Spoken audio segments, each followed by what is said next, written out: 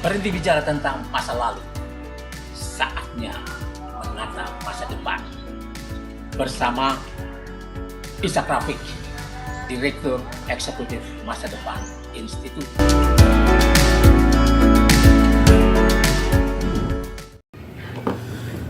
Assalamualaikum warahmatullahi wabarakatuh.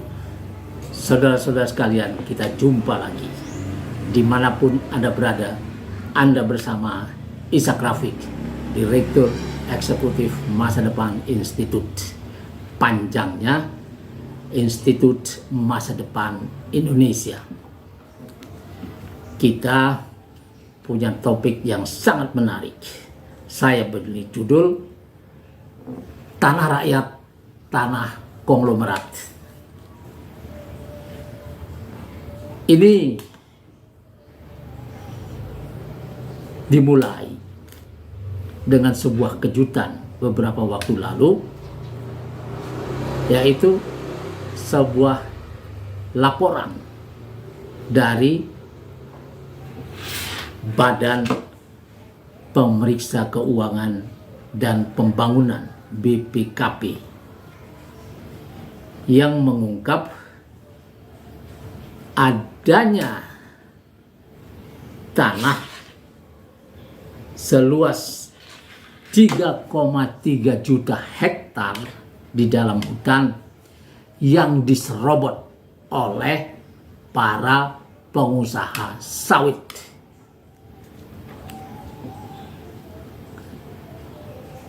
Ini sangat luas, sangat besar, dan dirubah, disulap jadi perkebunan sawit. BPKP melakukan penelitian dari atas lewat satelit yang memotret tanah itu yang secara keseluruhan citra satelit ini menunjukkan ada 16,8 juta hektar lahan, ya. 10,4 juta hektarnya telah diperuntukkan buat perkebunan swasta dan nasional. Sisanya 6,4 juta hektar adalah perkebunan rakyat. Ini seperti ada masalah. Tapi kemudian ada 3,3 juta hektar lahan yang diserobot. Ini laporan yang luar biasa dilakukan sejak 2021 pencitraan satelit itu. Dan kemudian pemerintah lewat seperti biasa Menteri Koordinator Maritim dan Investasi Luhut Binsar Panjaitan, ya, pasang badan. Dia telah diangkat oleh Presiden Jokowi menjadi kepala Satgas, ya, peningkatan tata kelola industri kelapa sawit dan optimalisasi penerimaan negara. Keren banget ini. Tapi Luhut dengan jabatannya yang bertambah terus ini tidak keren dalam mengambil keputusan. Belum Luhut dengan kebaikan hati seorang pengusaha yang punya jabatan menteri, mantan jenderal, dia ngomong tentang pemutihan, bahwa ini telah dibuka jalannya oleh undang-undang Omnibus Law yang mendapat julukan sangat luhur, Undang-Undang Cipta Kerja. Nah, undang-undang ini memberi peluang itu seperti memberi peluang sebuah pelanggaran. Pelanggaran ini lewat undang-undang Omnibus Law Cipta Kerja, ya, Menteri Luhut bilang akan menggunakan pasal 110A dan pasal 110B untuk menangani masalah ini. Apa bunyinya pasal 110A ini? Saya bacakan. Setiap orang, ya, ayat 1 dari pasal 110A. Setiap orang yang melakukan kegiatan usaha yang telah terbangun dan memiliki perizinan berusaha di dalam kawasan hutan sebelum berlakunya undang-undang ini, yang belum memenuhi persyaratan sesuai dengan ketentuan peraturan perundang-undangan di bidang kehutanan, wajib menyelesaikan persyaratan paling lambat 2 November 2023. Jadi peluang ini terbuka. Pasal 110B-nya bicara tentang sanksi. Sanksinya ada 3. Penghentian sementara kegiatan usaha, pembayaran denda administratif, dan atau paksaan pemerintah. Ini 3 ini. Pasal-pasal lainnya silakan dibuka sendiri. Nah, dulu orang bicara, ya, mengapa ada undang-undang ini, mengapa pasal ini ada, seolah-olah, ya, sudah diketahui ada pelanggaran-pelanggaran itu, ada penyerobotan tanah-tanah negara, hutan dan lain sebagainya. Di Jambi pun ada Petro China yang masuk kawasan hutan lindung. Yang seperti ini sudah terjadi. Dan pemerintah punya aparat, punya wewenang, punya fasilitas untuk melihat ini, dan ini negara hukum yang seharusnya ada sanksi terhadap pelanggaran dan penyerobotan tanah itu. Kemudian undang-undang ini dibuat. Undang-undang Cipta Kerja katanya. Lalu ada pelegalan terhadap kegiatan-kegiatan ilegal. Meminjam istilahnya Rocky Gerung. Jadi kalau dulu kita curiga bahwa undang-undang Cipta Kerja ini adalah pesanan, sekarang ini terbukti. Apalagi setelah Menteri Luhut dengan baik hati mau memutihkan ini. Mau apa lagi katanya? Masa kita mau cabut?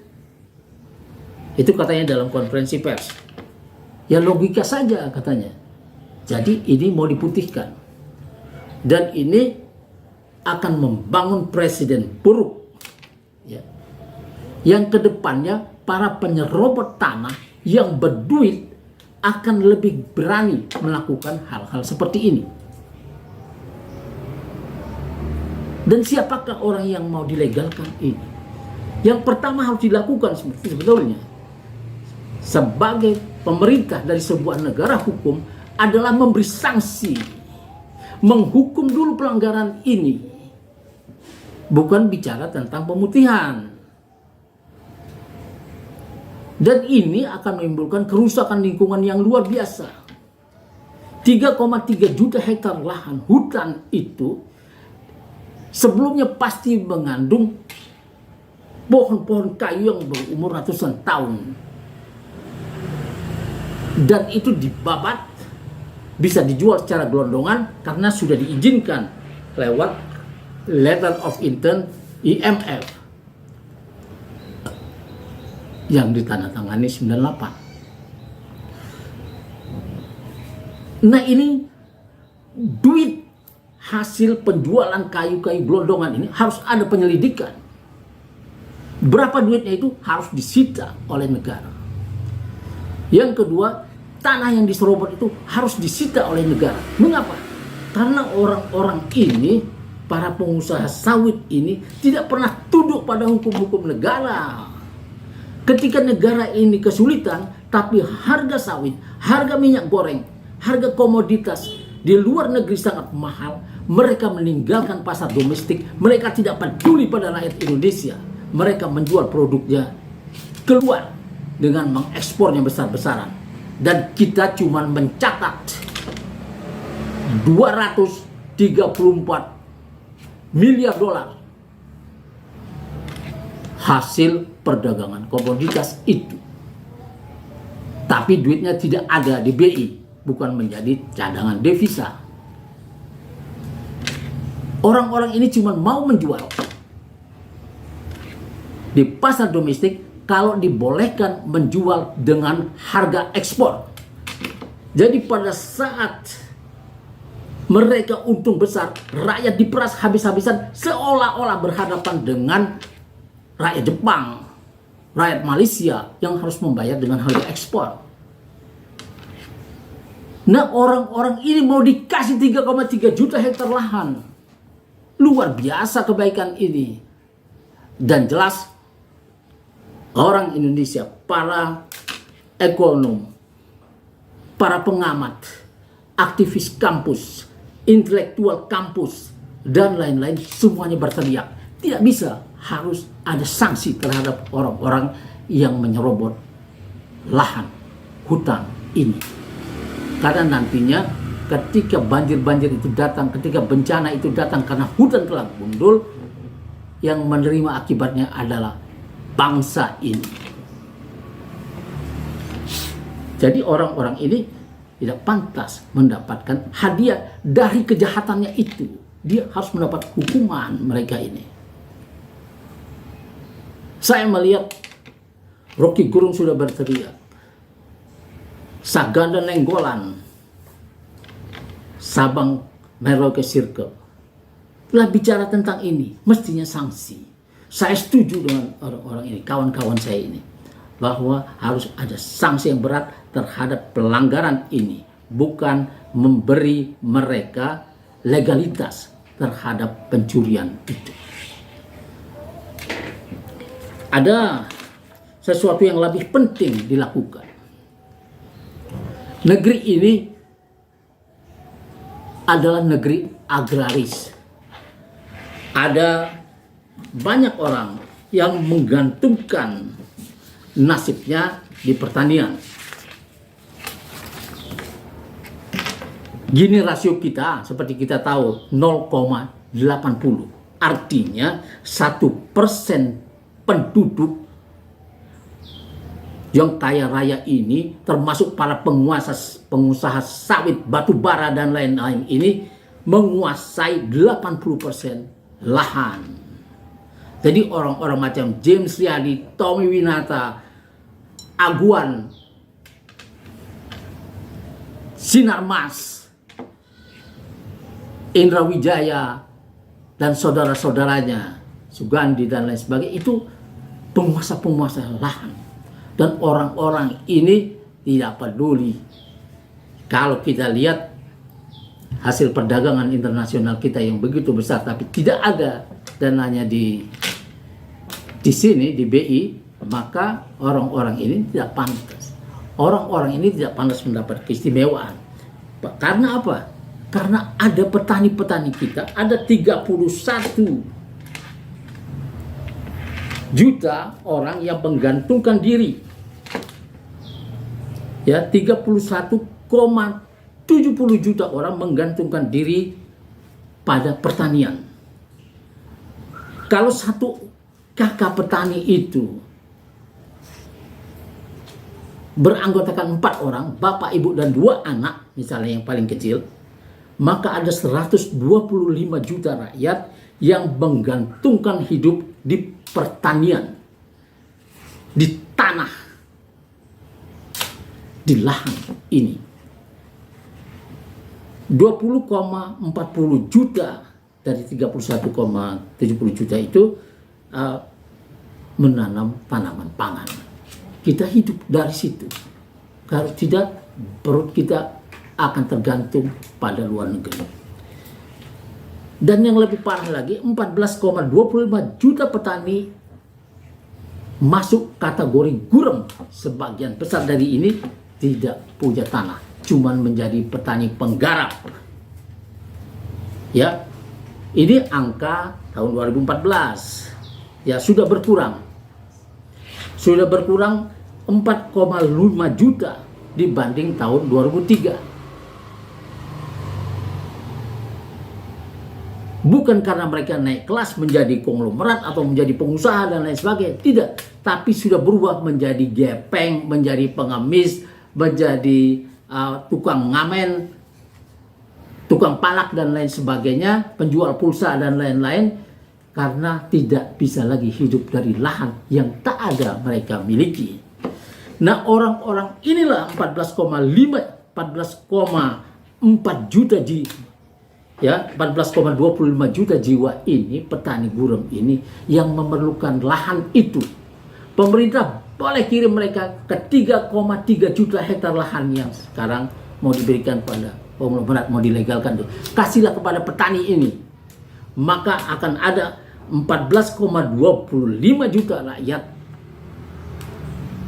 lepas dari kemiskinannya yang absolut. Ini lebih penting dilakukan. Ada lagi satu yang harus dilakukan. Orang menyebutnya reformasi agraria.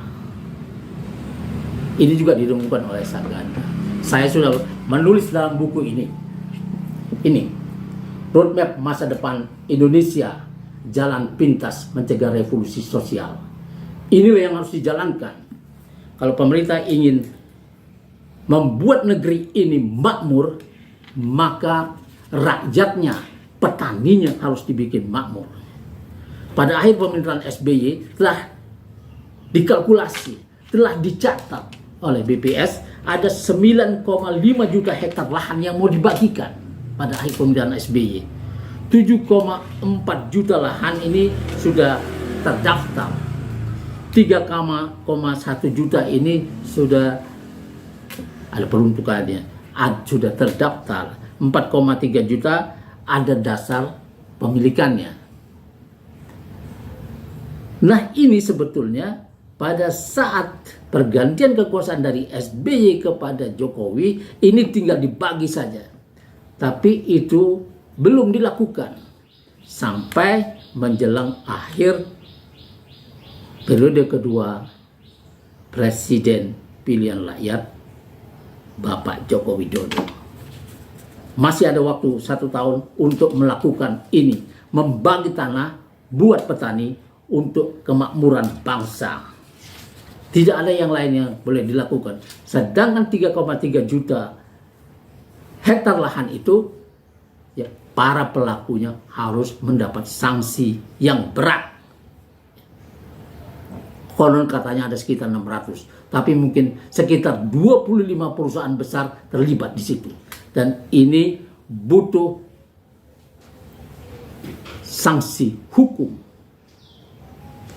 Kita ketemu lagi di lain waktu dalam urusan yang sama. Kita akan bicara tentang membangun Indonesia sebagai lumbung pangan dunia. Lahan ini dibutuhkan. Wassalamualaikum warahmatullahi wabarakatuh.